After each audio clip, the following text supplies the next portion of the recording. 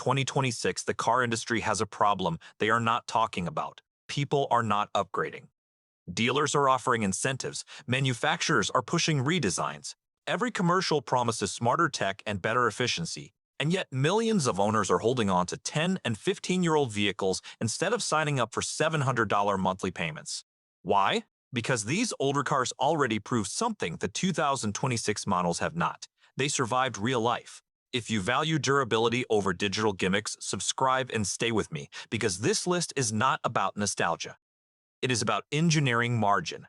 Let's start. At number 13 is Subaru Outback.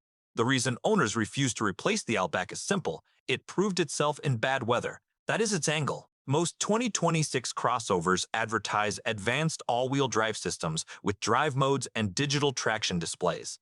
But many of them rely heavily on software-managed clutch packs and efficiency-biased tuning. The older Outback, especially before the recent heavy tech layering, was built around a mechanical identity. A horizontally opposed engine keeping weight low and a symmetrical all-wheel drive system that sends power predictably without drama. It was not flashy, it was effective. Owners who have driven through 10 winters without being stranded do not care about a larger infotainment screen. They remember the day the highway was covered in ice and the car just moved. Now compare that to many 2026 compact SUVs running smaller turbo engines, higher internal pressures, more heat, more complexity. The Outback engine was not working at the edge of its limits. It was conservative.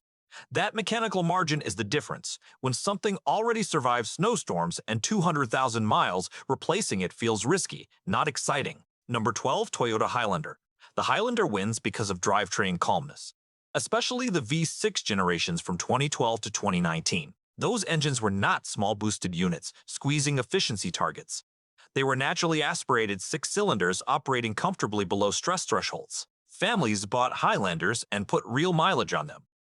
Highway trips, school runs, daily commuting. Many of these vehicles are now well past 200,000 miles, and they still feel smooth. Now look at 2026 3-row SUVs. Downsized turbocharged 4 cylinders, often making similar horsepower numbers but doing it with boost pressure and complex cooling systems. More components, more failure points. The older Highlander was engineered before efficiency regulations forced aggressive downsizing across the board. That is its advantage.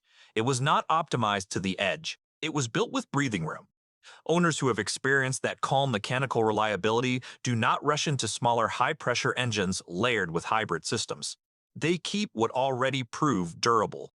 At number 11 is Honda CR-V. The CR-V wins because of simplicity and cost predictability. Earlier, naturally aspirated generations, especially before turbo expansion, built a reputation for low-drama ownership. No aggressive boost pressures, no complicated multi-gear transmissions chasing efficiency numbers, just straightforward 4-cylinder engines and conventional automatics. Mechanics see these regularly crossing 180,000 to 200,000 miles without catastrophic drivetrain failure. In 2026, compact SUVs are heavier, more electronically integrated, and far more expensive. They offer more driver assistance systems and larger digital clusters. But when something fails outside warranty, complexity costs money. CR-V owners who have enjoyed 10 years of stable ownership understand that predictable maintenance beats advanced features. The older CR-V may not have the flash of a 2026 redesign, but it has something more valuable: a long track record. And a track record is stronger than marketing promises. Number 10, Mazda CX-5. The CX-5 wins because it aged well physically and mechanically. Mazda resisted heavy downsizing early on. Many 2014 to 2020 CX-5 models relied on naturally aspirated engines paired with conventional 6-speed automatics. No early rush into small high-boost engines, and that matters now. Owners with 150,000 miles often report that the vehicle still feels tight. Interior panels do not rattle apart. Steering still feels connected. Drivetrain feels composed. Now compare that to some 2026 compact SUVs built around aggressive cost control and heavy reliance on digital interfaces, more touch surfaces, fewer physical controls, thinner materials in some cases to reduce weight. The CX-5 was engineered with a focus on driver feel and structural integrity. It was not chasing spec sheet extremes. That conservative approach is paying dividends now. Owners keep it because it still feels solid, not because it is trendy. Number 9. Lexus RX. The RX wins because it eliminates ownership anxiety. Earlier V6-powered RX models built a long-term reputation for smooth, reliable power without turbocharging. Naturally aspirated six-cylinder engines operating comfortably, conventional automatic transmissions refined over years. Many RX models are now at 200,000 miles, still running quietly and predictably. Now look at 2026 luxury crossovers. Four-cylinder turbo engines making similar horsepower numbers by working harder.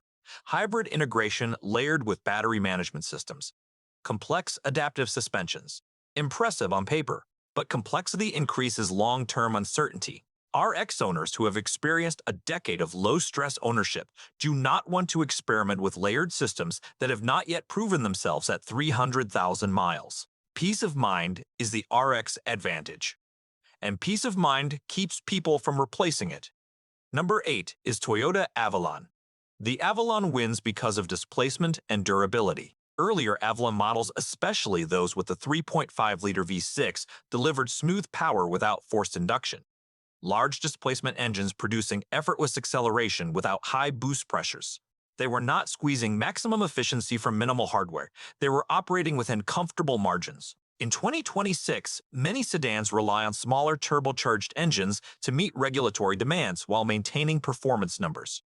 Higher internal pressures, more thermal stress. The Avalon was built before aggressive downsizing became standard practice. Owners who have crossed 200,000 miles in an Avalon often report that the vehicle still drives quietly and comfortably. That long-term comfort without mechanical strain is its edge. When your fully paid-off sedan still feels strong and calm at highway speed, the idea of replacing it with a smaller, more stressed engine does not feel like progress. It feels like risk. Number 7. Buick 3.8 models. The Buick 3.8 powered cars win because of mechanical simplicity. The 3800 series engines were not built for efficiency awards. They were built for durability. Iron block, low stress output, basic push-rod design, fewer moving parts compared to modern multicam turbocharged engines. That simplicity is the advantage. In 2026, most engines are chasing efficiency and emissions targets through turbocharging, direct injection, and layered electronic management. More performance per liter, more heat, more pressure. The 3.8 was not optimized to the edge. It was underworked. Many of these cars have crossed 300,000 miles with nothing more than routine maintenance. That track record is already written. A 2026 turbo four-cylinder has not proven that yet, and that is why owners keep them. At number 6, we have Toyota Tacoma. The Tacoma wins because it was built as a truck first, not as a technology platform. Earlier generations, especially before heavy electronic integration, relied on naturally aspirated engines and straightforward automatic or manual transmissions. Body-on-frame construction, durable suspension, conservative tuning. They were designed to survive abuse, not impress with interior lighting. In 2026, mid-size trucks are more powerful and more refined, but also more complex. 10-speed transmissions, turbocharged engines, electronic steering systems, more performance, more parts. Tacoma owners who have crossed 250,000 miles without drivetrain failure understand something important. Durability comes from margin, and the older Tacoma was engineered with it. That is why resale remains strong and replacement remains optional. Number 5. Honda Accord. The Accord wins because it balanced performance and reliability without pushing extremes, especially the naturally aspirated generations before widespread turbo adoption. These engines were not squeezing maximum output from minimal displacement. They were producing reasonable power within safe limits, paired with conventional automatic transmissions refined over years. In 2026, mid-size sedans increasingly rely on smaller turbocharged engines operating at higher boost levels to match previous horsepower numbers. That means more internal pressure, more thermal management, more complexity. The older Accord feels mechanically transparent by comparison. Owners with 180,000 miles and no catastrophic failures see no compelling reason to trade for something more complicated. Proven balance beats speculative advancement. And number 4 is Toyota Camry. The Camry wins because of long-term consistency. The 2012 to 2017 era especially built a reputation for straightforward engineering, naturally aspirated engines, proven 6-speed automatics, conservative tuning, Hundreds of thousands of units on the road created a shared understanding among mechanics and owners. These cars last. In 2026, new sedans emphasize advanced driver assistance systems, hybrid layering, and turbocharged efficiency. Impressive technology. But the Camry's advantage is predictability. It has already demonstrated durability at scale. When something has a decade of proof behind it, the burden of proof shifts to the new model. And many owners are not eager to take that gamble. Number 3. Lexus GX. The GX wins because of overengineering. Body-on-frame construction in a luxury SUV is rare today. The powertrain was conservative, naturally aspirated V8 power paired with a proven automatic transmission. It was engineered more like a global utility vehicle than a suburban status symbol. In 2026, many luxury SUVs are unibody crossovers with smaller turbo engines and adaptive electronic suspension systems. More refinement, more features, but also more long-term uncertainty. GX owners see their vehicles crossing 250,000 miles while maintaining structural integrity and resale value. That is not marketing. That is mechanical design philosophy.